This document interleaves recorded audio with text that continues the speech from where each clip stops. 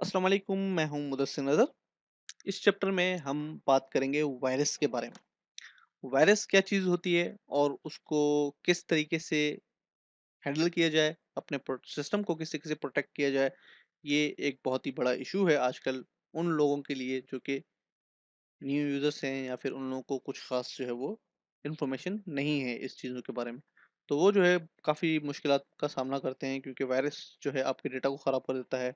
आपकी जो प्राइवेट चीज़ें हैं उनको दूसरों के पास पहुँचा देता है, आपके पासवर्ड्स जो हैं वो हैक हो जाते हैं, वगैरह-वगैरह। तो ये जो है काफ़ी सारे लोग गूगल पे या फिर दूसरे सर्च इंजिन्स में टॉप कीवर्ड्स में ये भी कीवर्ड जो है वो शामिल है कि हम अपने सिस्टम को वायरस से किस तरीके से प्रोटेक्ट कर सकते हैं। सबसे पहले आप एक काम ये कीजिए कि अपने सिस्टम में एक बहुत ही अच्छा और अपडेटेड एंटीवायरस इंस्टॉल कर लीजिए। अगर आपके पास घर में इंटरनेट नहीं है, तो आप उसकी ऑफ़लाइन अपडेट्स जो हैं वो इंटरनेट पे किसी अपने फ्रेंड के घर पे जाके वहाँ से डाउनलोड कर सकते हैं और दोबारा आके अपने घर पे उसको अपडेट रख सकते हैं एंटीवायरस को। दूसरा पॉइंट ये है कि अगर आपके घर पे इंटरनेट मौजूद है और आपने एंटीवायरस भी इंस्टॉल किया हुआ है, फिर भी आप ये शिकायत कर रहे हैं कि नहीं मैंने एंटीवायरस इंस्टॉल किया हुआ था लेकिन फिर भी मेरे सिस्टम में वायरस जो है वो आ गया है और मेरी फाइलें जो है वो इन्फेक्टेड हो गई हैं। इसकी एक वजह ये हो सकती है कि आपने एंटीवायरस इंस्टॉल कर लिया और वो अपडेट नहीं है। और दूसरी वजह ये हो सकती है कि आपका एंटीवायरस में फायरवॉल नहीं है, इसलिए वो नेटवर्क से जो वायरस आ रहा है, वो आपके पीसी को इन्फेक्टेड कर रहा है और उसके बाद आप का जो एंटीवायरस है वो उनको इतनी प्रोटेक्शन नहीं दे पाता आपके आपके सिस्टम को कि उन वायरसेस से बचा जा सके। तो इसलिए आपका जो कंप्यूटर है वो इन्फेक्टेड हो जाता है, आपकी जो फाइल्स हैं, आपके जो सॉफ्टवेयर्स हैं, वो खराब हो जाते हैं। तो सबसे पहले आप इंटरनेट पे ये सर्च करें कि कौन-कौन सी ऐसे ऐसे फॉर्मेट्स हैं जो कि इन्फेक्टेड हो जाते हैं बहुत जल्दी। तो एक कॉमन सी बात है कि सबसे ज़्यादा जो चीज़ इन्फेक्ट होती है वो होती है ईएक्सई फाइल। मेन एप्लीकेशंस जो हमारी होती हैं वो बहुत ही ज़्यादा जो है वायरस कैच करती हैं। तो उनको प्रोटेक्ट करने का तरीका आसान ये है कि आप उसका जो एक्सटेंशन है, जो ईएक्सई है उसको वहाँ से रिमूव कर दें। तो आप जो भी वायरस होगा आपके सिस्टम में या फिर इंटरनेट से आया या फिर नेटवर्क से, तो आपके उन सॉफ्टवेयर्स को वो इन्फेक्टेड नहीं कर सकता क्योंकि उनके ऊपर कोई फाइल टाइप ही अप्लाई नहीं होगा।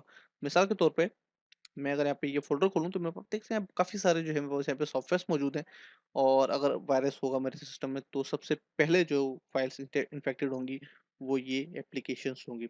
इनको प्रोटेक्ट करने के लिए मैं 2 काम 3 काम कर सकता हूँ, जिससे कि मैं अपने पास एक फायरवॉल वाला एंटीवायरस लगाऊँ और वो अपडेटेड होना चाहिए। 2 पॉइंट ये हो गए।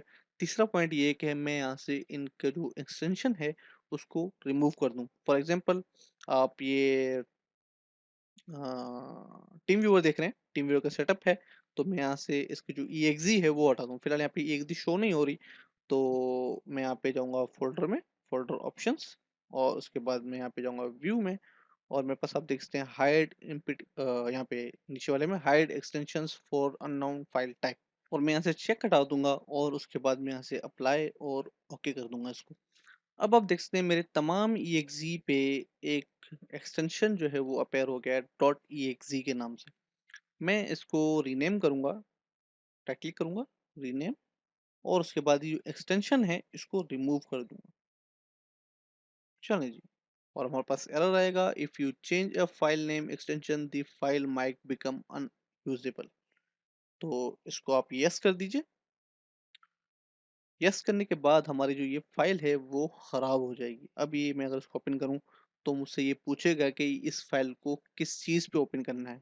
आप देख सकते हैं कि अगर आप एक्से फाइल को ओपन करते हैं तो वो नेट फ्रेमवर्क या डॉट नेट या विंडोज़ इंस्टॉलर की मदद से ओपन होती है और हमारे विंडोज़ में इंस्टॉल हो जाती है। लेकिन अब हमारे पास क्योंकि इसका कोई एक्सटेंशन नहीं है, इसलिए ये मुझसे पूछ रहा है कि मैं इस फाइल को किस चीज़ पे ओपन करूँ। तो अगर आप मैं इसको कैंसल कर देता हूँ फिलहाल। अगर आपको आगे चल के ज़रूरत पड़ी इस सॉफ्टवेयर की इंस्टॉल करने में, तो आप इसको रीनेम करें और यहाँ पे लगा दें डॉट .exe।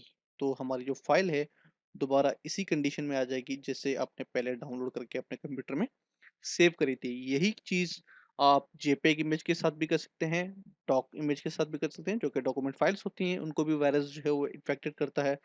और उसके बाद दूसरी जो फाइल्स हैं, आप इंटरनेट पर रिसर्च कर सकते हैं इनके बारे में, कौन-कौन सी फाइल्स जो हैं वो ज़्यादा इन्फेक्टेड होती हैं वायरस के आ जाने से। दूसरा पॉइंट मेरा ये है कि कोई भी ऐसी चीज़ जो कि आप अपने पीसी में इंस्टॉल कर रहे हैं और कुछ फ्री टूल्स जो हैं उनके साथ यकीनन आपको काफ़ी सारी चीज़ें फ्री मिलती हैं और वो सॉफ्टवेयर के अलावा आपको बहुत सारी चीज़ें जो हैं वो फ्री में दे देते हैं। तो कुछ लोग जो है वो देखते नहीं हैं, सिर्फ़ next, next, next, next finish, और आपके पास सॉफ्टवेयर इंस्टॉल हो जाता है, लेकिन अपने साथ वो कुछ टूल बार्स भी ले आता है, कुछ जो है वो डाउनलोड मैनेजर्स भी उठा के ले आता है, कुछ जो है वो जैसे कि ट्यूनअप हो गया और इस टाइप की फ्री चीज़ें होंगी वो भी उठा के ले आता है, तो ये सारी चीज़ें जो है वो इन्फेक्टेड होती हैं। अगर आपके पास अपडेटेड एंटीवायरस होगा तो यकीनन उसको जो है वो पकड़ लेगा और आपको इंस्टॉल करने नहीं देगा वो। मैं आपको रिकमेंड करूँगा ईसेट स्मार्ट सिक्योरिटी जो है आप इसको इंस्टॉल कीजिए अपने सिस्टम में। आप इसके फ्री जो है वो वर्ज़न नहीं है, लेकिन अगर आप इंटरनेट पे सर्च करें तो इसकी कीज़ जो हैं वो आसानी से आपको मिल जाएँगी। लेकिन अगर आप परचेज़ करना चाहते हैं तो आप परचेज़ भी कर सकते हैं eset.com से। तो ये जो है वो बेहतरीन तरीका है अपने सिस्टम को वायरस से प्रोटेक्ट करने का।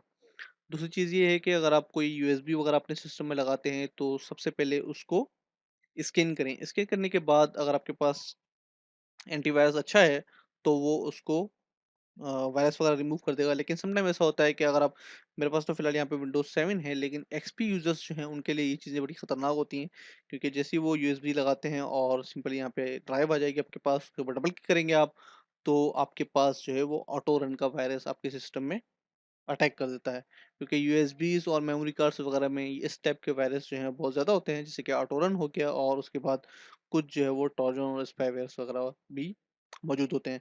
तो उससे ये होता है कि आपकी तमाम ड्राइव्स जो हैं वो इन्फेक्टेड हो जाती हैं। आप किसी भी ड्राइव के ऊपर डबल क्लिक करेंगे तो वो एक न्यू विंडो में खुलेगी या फिर वो ख़राब हो जाएगी। इस टाइप के जो चक्कर्स हैं वो काफ़ी ज़्यादा होते हैं। तो ये सबसे आसान तरीका है कि आप उसको पहले स्कैन करें, अगर स्कैन करने के बाद भी आप जो है वो उसको यहाँ से ऊपर से ऑन किया करें। क्योंकि अगर आप ऊपर से ऑन करेंगे उसको, तो वो सही खुलेगी। अगर आप डबल क्लिक करेंगे उसको, तो वो ऑटो रन की जो फ़ाइल है वो रन हो जाएगी। जैसे कि आप देख सकते हैं मेरे पास यहाँ पे ये ऑप्शन जो है वो साइड बार में दिया हुआ है। अगर आप विंडोज़ एक्सपी यूज़र हैं तो आपके पास टॉप ऊपर जो है वो ये ऑप्शंस मौजूद हैं तमाम। अगर आप यहाँ पे क्लिक करेंगे तो आपके पास तमाम ड्राइव्स या सीडी रोम वगैरह जो है वो यहाँ पे शो हो जाएँगी। लेकिन मेरे पास विंडोज़ 7 है, तो इसलिए मेरे पास यहाँ पे साइड बार में ये सारी चीज़ें दी हुई हैं। मैं अगर इसको राइट क्लिक करूँगा तो आप देख सकते हैं कि मेरे पास जो ये चीज़ें हैं वो आसानी से ड्राइव्स खुल रही हैं। ये ऑटो रन जो है वो ऑटो रन फ़ाइल को रन नहीं करने देता। उसके बाद आपने करना ये है कि आपने हिडन फाइल्स जो हैं यहाँ पे ऑर्गेनाइज़ में जाके फ़ोल्डर ऑप्शन में जाके अपने यहाँ पे हिडन फाइल्स जो हैं वो